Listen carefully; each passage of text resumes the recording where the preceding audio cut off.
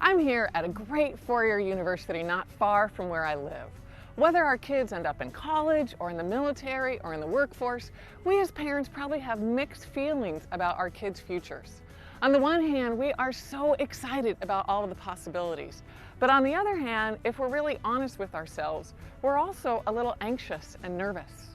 Maybe like me as a parent, you've wondered a few questions like, what will happen to my kids' faith after they graduate? And even more importantly, what can I as a parent do now to help build in my kids a faith that lasts? Danny is a young adult I met a few weeks ago whose parents certainly wondered about those questions. Danny's parents did everything they could with him throughout high school. They took him to church every week, and even more importantly, they modeled a vibrant relationship with Jesus themselves. When Danny turned 18, he slept with his girlfriend for the very first time. The next day, Danny took off his promise ring and gave it to his parents. In Danny's mind, he had already slept with one girl, so he made it his goal in college to sleep with as many girls as he could. Trina is a college student whose drift from faith was more gradual. Trina fully intended to get connected with a church, with a faith community after she graduated. Her first Sunday in college, she slept in. Her second Sunday, she had a big paper due the next day, so she devoted all day Sunday to doing her homework. The third Sunday, Trina couldn't find a ride. By the fourth Sunday, Trina figured that since she had already missed so much church, she might as well wait until she went home for Thanksgiving to get back connected with her home church. Without church and being part of a faith community as an ongoing part of Trina's life, Trina shelved her faith. In her mind, faith was something that was central to her life in high school, but peripheral to her life in college. I hear stories like Danny's and Trina's all the time. As parents, it's time to wake up to the reality that there are more Danny's and Trina's than we would realize or hope. As parents, it's time to do more than just ask ourselves questions. As parents, it's time to prayerfully and strategically take action so that we can build in our kids a faith that lasts, or what we call sticky faith.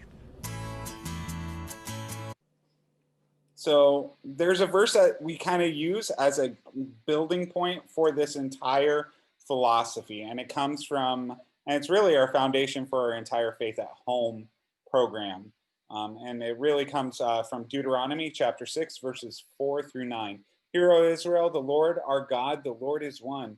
You shall love the Lord your God with all your heart and with all your soul and with all your might. And these words that I command you today shall be on your heart. You shall teach them diligently to your children, and walk and talk of them when you sit in your house, and when you walk by the way, and when you lie down, and when you rise.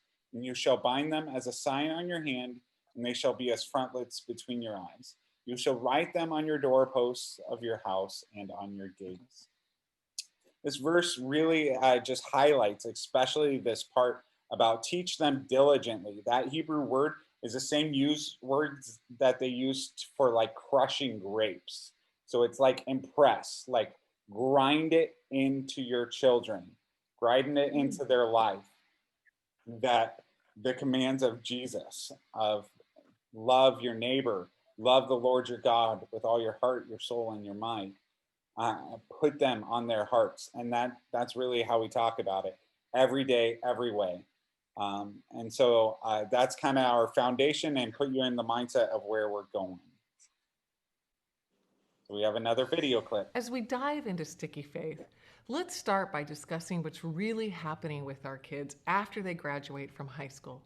According to a handful of great studies, approximately 40 to 50% of kids who graduate from a church or youth group will fail to stick with their faith in college. Yes, you heard me correctly. 40 to 50% will drift. Let's translate that stat to the kids you know. Imagine your child and his or her friends standing in a line and facing you. I'm sure they are smiling adoringly at you, especially your own son or daughter. Just like you used to do on the playground to divide into teams, number off these kids. 1, 2, 1, 2, 1, 2. The ones will stick with their faith. The twos will shelve it. When I hear statistics like that or stories like Danny's and Trina's, my response is to say, I'm not satisfied with a 50% rate of sticky faith. What about you? Are you satisfied? I doubt it. So this research is really done with 500 high school students, research from their senior year through graduation up through college to their junior year. So this was the findings of the research, that 50% statistic, that 50% of them left their faith, stopped practicing their faith.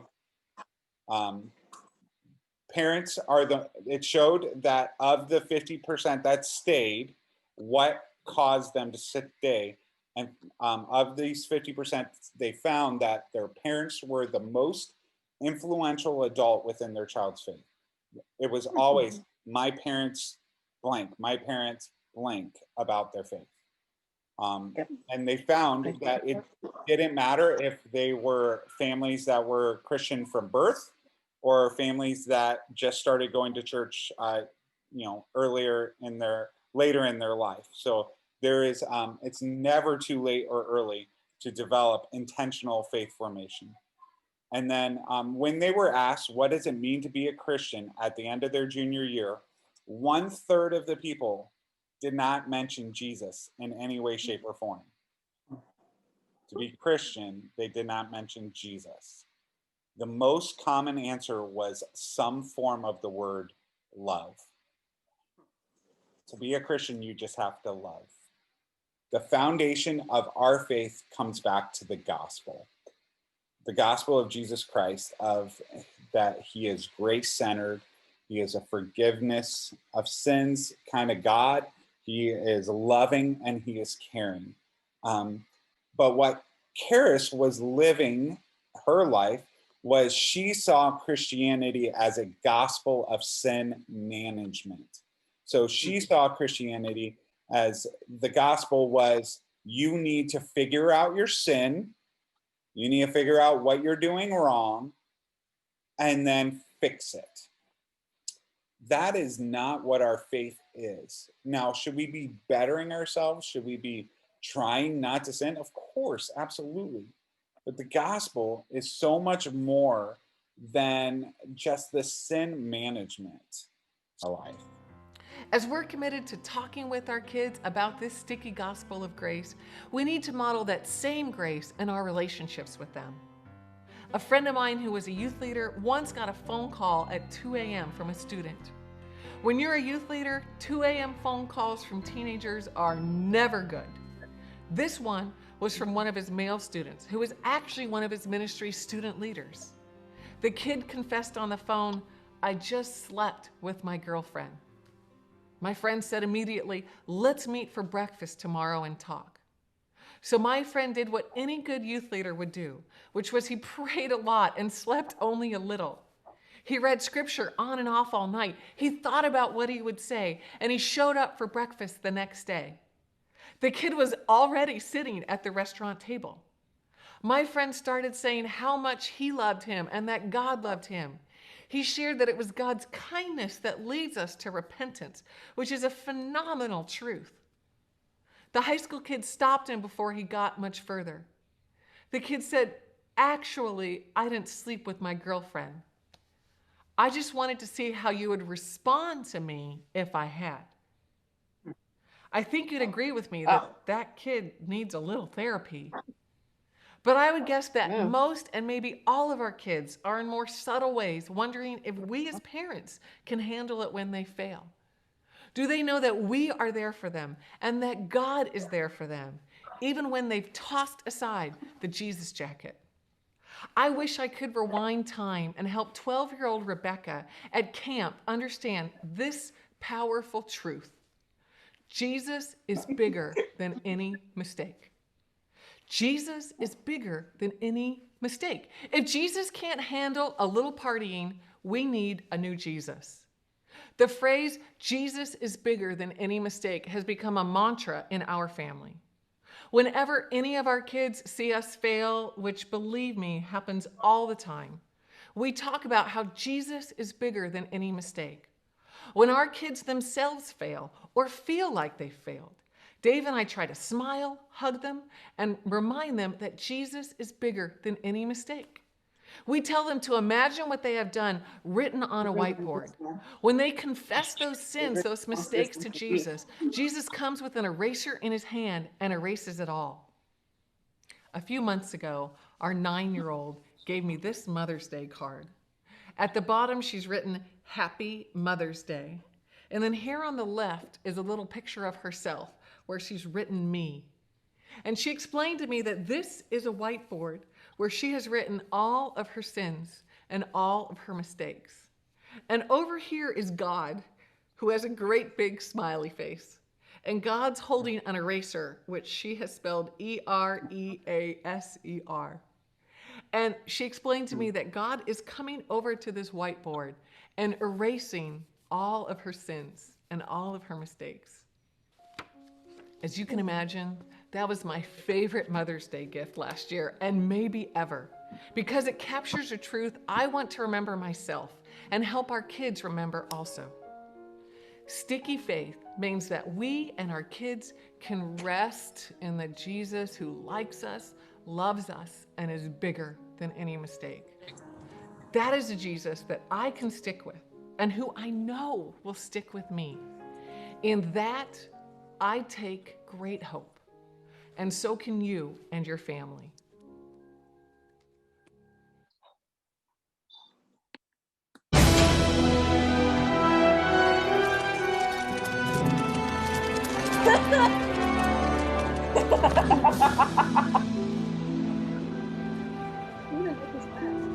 Oh, wait. Is that Zoolander? Who am I? I don't know. I guess I have a lot of things to ponder.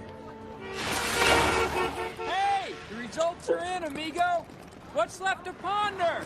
Woo! Nice comeback!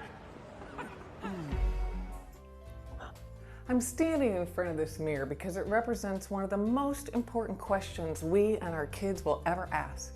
That question is, who am I? That is the core question of identity. That's also a question our kids are wrestling with every day.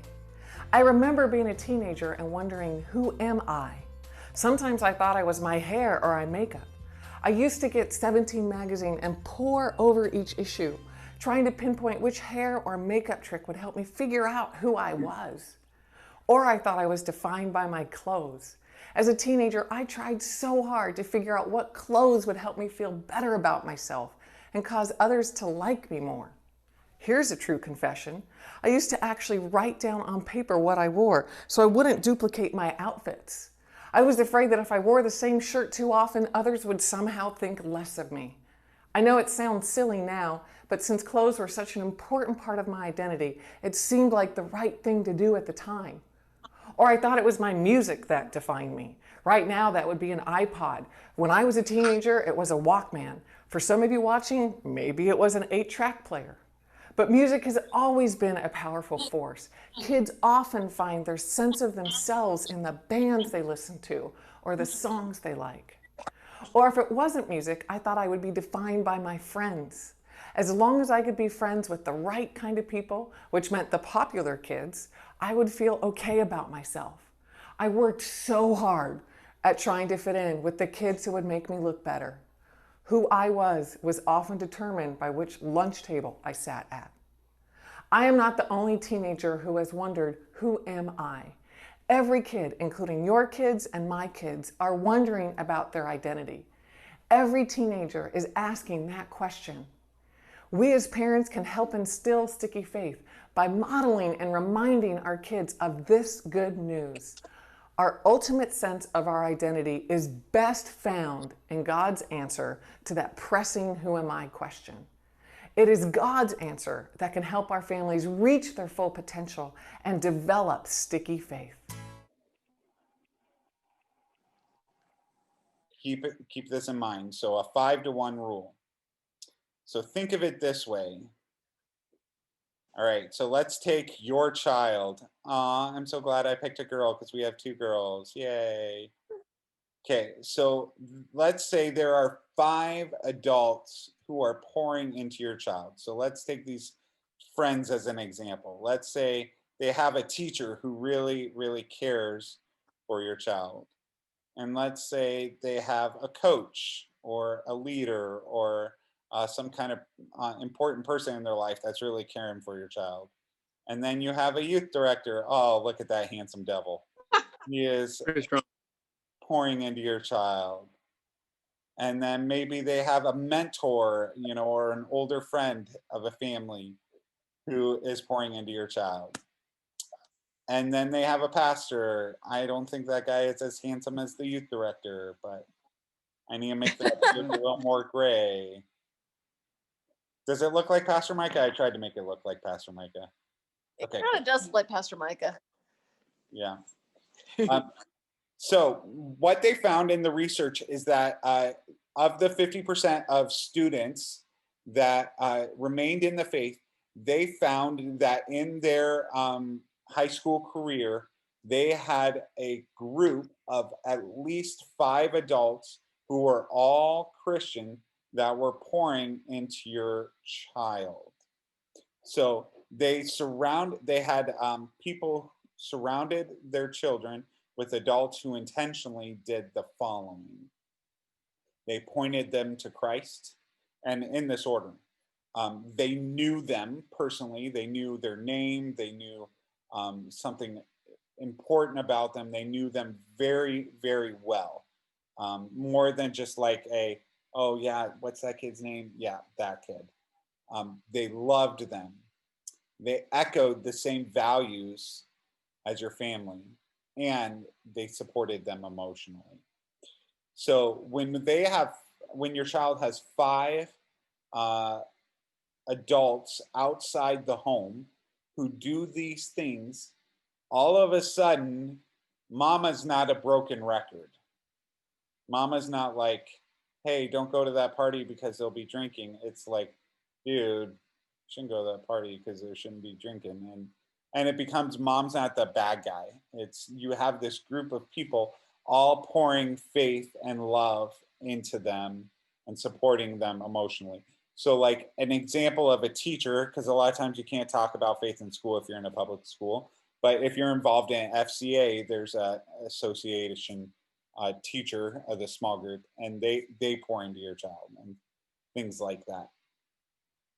So what I want you guys to do, one of your challenges, and we'll talk about this at the end, is I want you guys to write out 5 adults who you think with your child that you would want to invest into your child over the next 3 years, for 2.5 years really, until graduation. So one thing that my wife and I had to do is we had to intentionally seek out these people. These people don't happen naturally. So one of those people from my previous congregation, her name is Freddie, and she watched our boys. And every week we intentionally set up time for them to interact and for them to care and for them to love on each other. So that's one of the challenges. Choose 5 adults who pour into your child. Okay, I can't not show this. You guys gotta see what just walked into my room.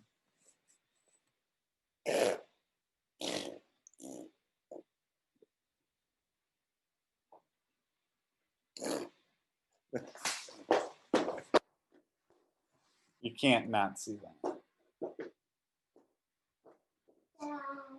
Yeah, Bubba. Yeah, you can get the guitar. So the next thing, the last thing that we're going to talk about tonight is rituals. What does your family schedule look like in your home? How does faith come around your schedule? So let's think about your child's weekly schedule. How does your faith come around that weekly schedule? So you have church, you have personal growth, you have spiritual development, you have physical hobbies like sports and things like that. And then you also have education. And so how do we breathe Christianity, your faith, into every aspect of that.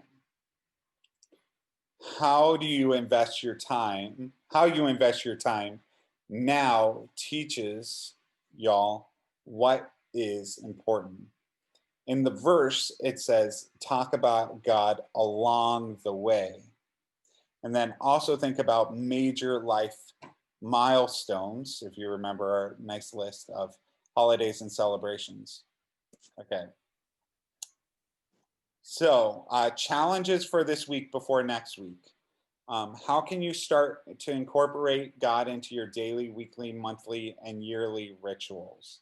So like daily, how can you, and thinking about more than just like, okay, we're saying a quick prayer here, or of like, we have a conversation of what would God be like in this moment? What would God say about how we're talking to each other or something? So communicate to each other for your child, parent to child, child to parent, at least once a day that they are a beloved child of God. So that's the identity talk. Who are you? Whose are you? The way we do that with my children is every single night before bed, we just put a little cross on their forehead like that and say, you are a baptized child of God and he loves you very much. And that's how they go to sleep every single night. Whether they were screaming at us, which tends to happen more than I would like to like, whether I was screaming at them, which tends to happen a whole lot more than I would like, or no matter what the situation is, we always say you are a baptized child of God and he loves you very much. And then start brainstorming as a family, the 5 adults who can be a mentor for your little sophomore. Not so little anymore. 156 weeks left, guys. You got this. So I want to send you off with this verse. Impress the law of God, love the Lord your God with all your heart, soul, and mind on your children. Talk about them when you sit at home and when you walk along the road, when you lie down and when you get up. Deuteronomy 6:7.